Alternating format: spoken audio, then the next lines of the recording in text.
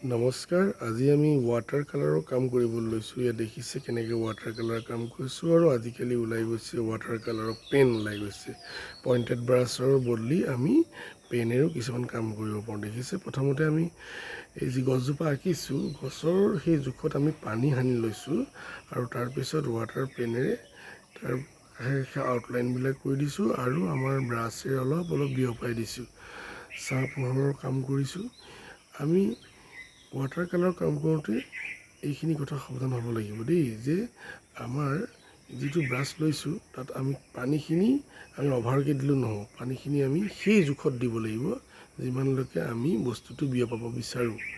ইয়াত দেখিছে আমি গছৰ পাতৰ কাম কৰিছোঁ আৰু সেইমতে আমি প্ৰথমতে কুমলীয়া ৰঙৰ কাৰণে পাতল সেউজীয়া ৰং দিলোঁ আৰু এতিয়া অলপ ডাঠ সেউজীয়া ৰং দিছোঁ।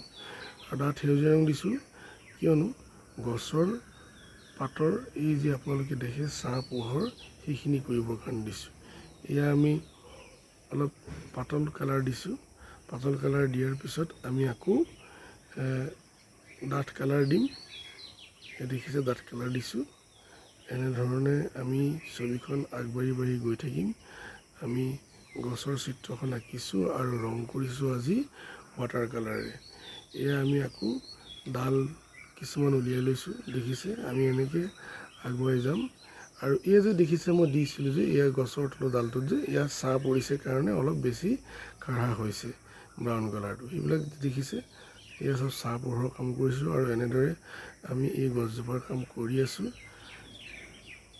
আপোনালোকেও এনেধৰণে কৰিব পাৰিব, উপকৃত হ'ব আৰু কৰি খুব ভাল পাব কামটো। আৰু এনেধৰণৰ ভিডিঅ' আমি আৰু আপোনালোকলৈ লৈ আহিম, নিশ্চয় উপকৃত হ'ব। আজিলৈ আহিছোঁ আৰু আপোনালোকে চাই থাকক ভিডিঅ'টো শেষলৈকে। ধন্যবাদ।